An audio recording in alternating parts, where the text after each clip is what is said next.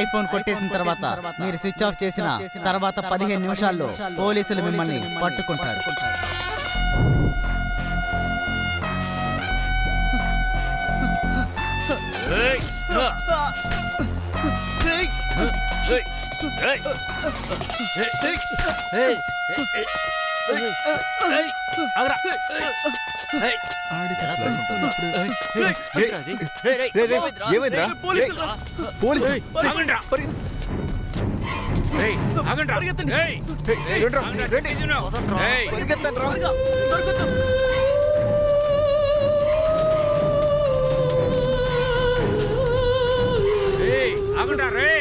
నా చేతిలో దొరికారనుకో. ఆగండా రే, అక్కడే ఉండండి. ఆగమంటున్నా కదా, ఆగు. పరిగెత్తలేను, ఆగండ్రా.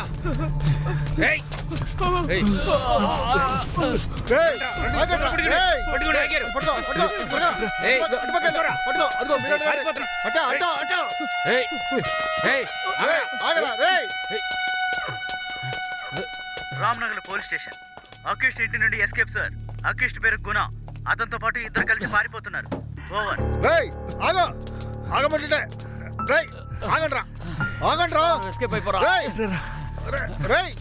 ఎక్కడికి వెళ్తున్నారు? కుట్టి జానీ ఇద్దరు ఎస్కేప్ సార్. 4 వైపులా పోలీసులు గాలిస్తున్నారు. వాళ్ళు ఎక్కడా కనిపించలేదు సార్. ఓవర్.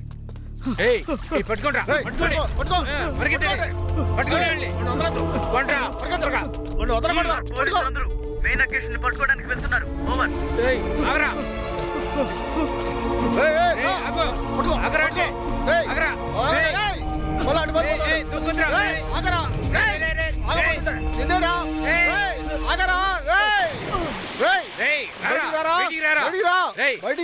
సార్, ఆ కుర్రాన్ని చుట్టుముట్టాం సార్. ఆడు వెంటనే చెరువులో దూకేశాడు సార్. మన దగ్గర నుంచి తప్పించుకోవడం కోసం వాడు కాలువలో దూకేశాడు సార్.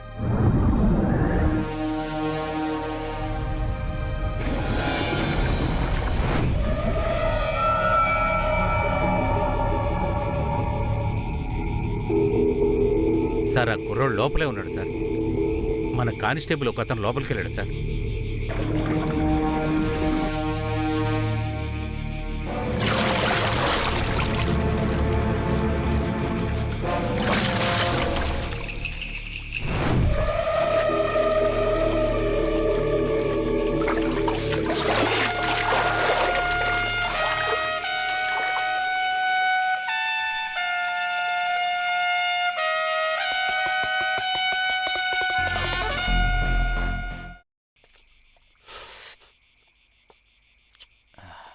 ఏమైంది సార్? Switch off.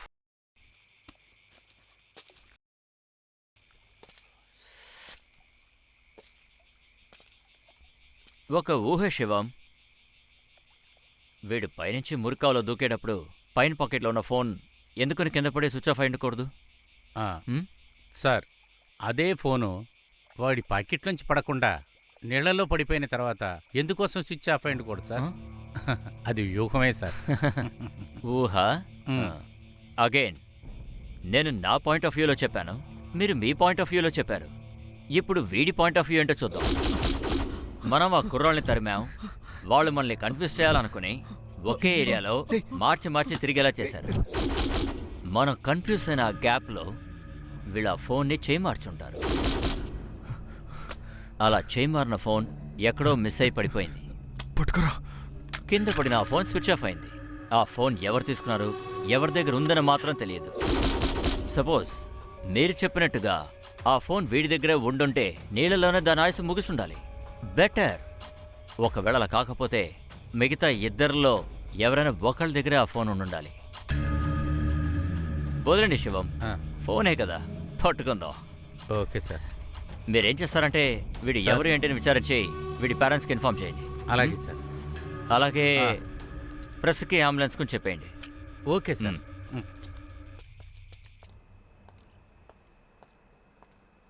ఇంట్లో ఎవరున్నారు? ఎవరో గుణమ్మ ఎవరు? నేను గుణాలు పిన్నిని. అక్క, పోలీసులు వచ్చారు. పోలీసా? ఇదిగో ఉండు వస్తున్నాను సార్. నీ కొడుకు కాలంలో పడి చనిపోయాడు, వెళ్ళి చూసుకోపో. నా కొడుకు. అవును. అయ్యో అయ్యో నా కొడుకు, అయ్యో నా బిడ్డ.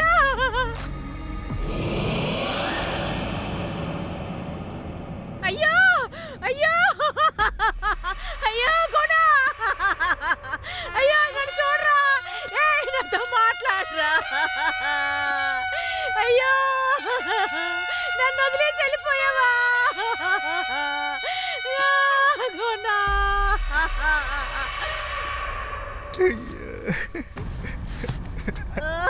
రే అమ్మను వచ్చాన్రా.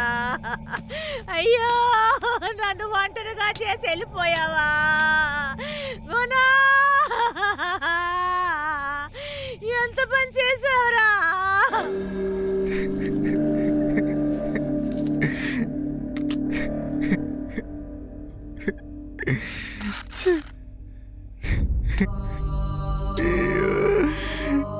ఐదు నిమిషాలే కదా ఐదు నన్ను వదిలి వెళ్ళి అంతలా ఏం చేసావురా? పరిగెత్తించావురా, ఇరికించావే, కంగారు పడ్డావు కదరా.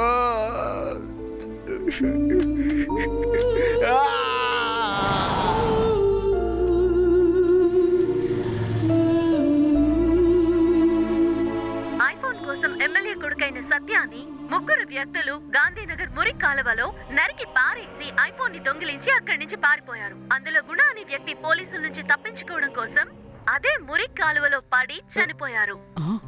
Starting iPhone rate 40,000. అది ఎలాగో చెప్పండి, మేము చేస్తాం.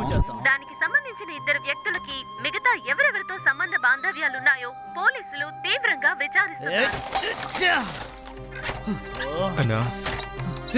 ఇక్కడికి ఎందుకు వచ్చావరా? ఎందుకు వచ్చావు? మీకేం చెప్పాను రా? చెప్పేది వినన్నా. ఏంటో నువ్వు చెప్పేది? వెళ్ళమంటుంటే అన్నా అది కాదన్నా. అన్నా కుర్రాలు చెడగొట్టారన్నా, పోలీసులు వెతుకుతూ ఉన్నారు. ఏం చేయాలో తెలియడం లేదన్నా. బజారుకి రా. సరేనా. నిన్న ఎక్కడికి పోయావురా? బాగా పార్టీ చేసుకున్నారా? లేదన్నా, నేను నాకు చిన్న పార్టీ అని అంతే. పార్టీ మాత్రమేనా ఇంకా? అంతేనా అన్నా?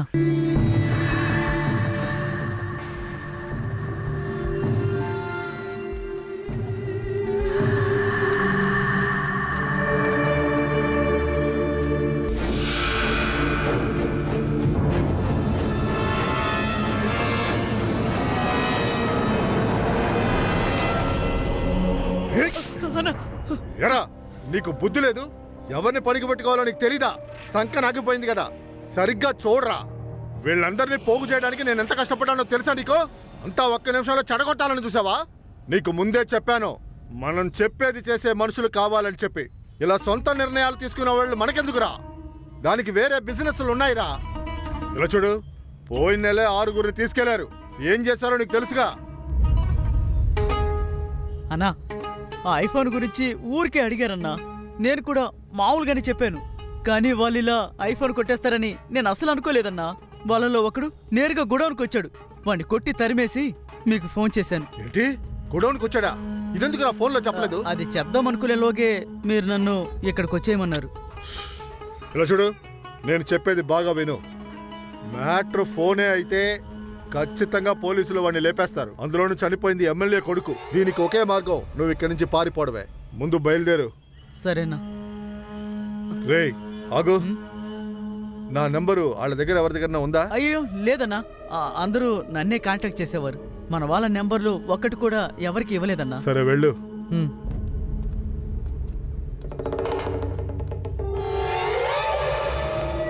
అన్నా, ఏదైనా సరే ఇంకో 1 అవర్లో వాడిని లేపేస్తారు. వాడిని లేపిన తర్వాత ఇక్కడికి వచ్చేస్తారు. ఇక మొత్తం బిజినెస్ని మూసేయాల్సిందే. నువ్వేం చేస్తావంటే, రే ఒక్క నిమిషం రా, నన్ను కొంచెం రామాపురంలో వదిలేస్తావా? అన్నా అది కాదు, నాకు ఒక చిన్న పని ఉంది. రే లేదురా, కొంచెం ప్లీజ్ అర్జెంట్ రా. సరే ఎక్కండి.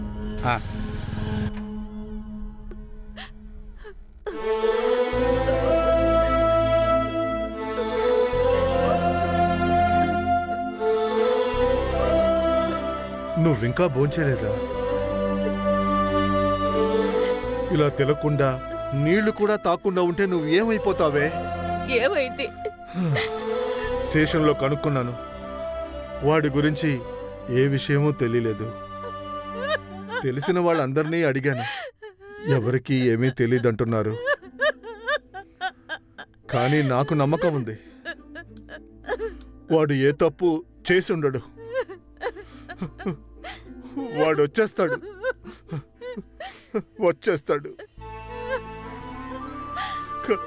కానీ నువ్వు ఇలా ఉండడమే నేను చూడలేకపోతున్నానే. కొంచెం తినవే.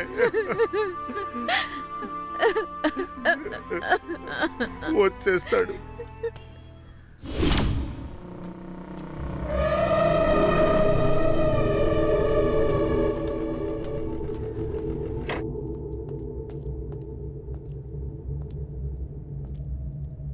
సార్,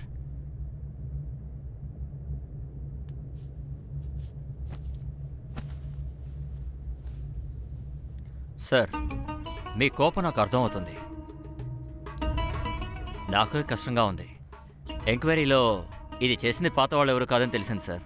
కొత్త వాళ్లే మీ గురించి తెలియక ఈ పని చేశారు. నిన్న వాళ్ళని పట్టుకోవడానికి చాలా ట్రై చేశాం, మిస్ అయిపోయారు. అందులో ఒకడు అనవసరంగా మురికాలువలో దూకి వాణ్ణి పట్టుకోవడానికి మేము దిగి ఎంత చేసినా కూడా చివరి వరకు వాణ్ణి కాపాడలేకపోయాం. ఎందుకు కాపాడాలి?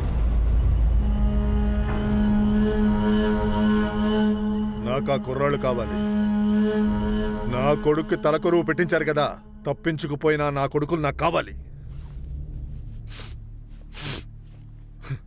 నేను చెప్పేది బాగా విను ఇన్సు. ఆ కుర్రాళ్ల ఫోటోలు అన్ని మీడియాల్లో వచ్చినా పర్వాలేదు. నా కొడుక్కి చిన్న కర్మ పూర్తయ్యే లోపు ఆ ఇద్దరిని నేనేసేయాలి. నువ్వు ఏమైనా చెయ్యి, నాకు నా కొడుకులు కావాలి.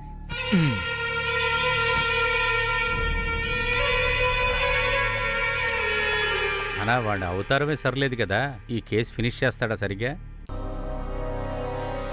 డిపార్ట్మెంట్లో ఇలాంటోడే కేసుని త్వరగా ఫినిష్ చేస్తాడు.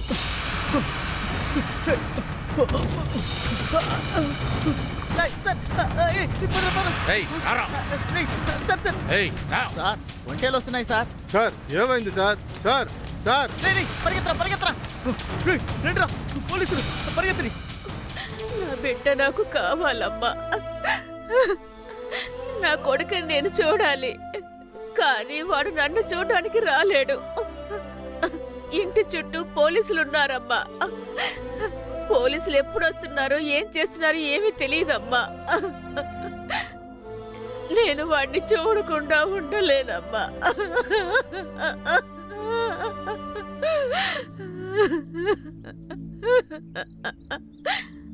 కానీ నాకొకటి తెలుసు, వాడు నిన్ను చూడ్డానికైతే వస్తాడు. వాడు ఖచ్చితంగా నిన్ను చూడ్డానికి వస్తాడు. వాడు వచ్చాడంటే ఏదోటి తిట్టి వాడిని పంపించేయకమ్మా.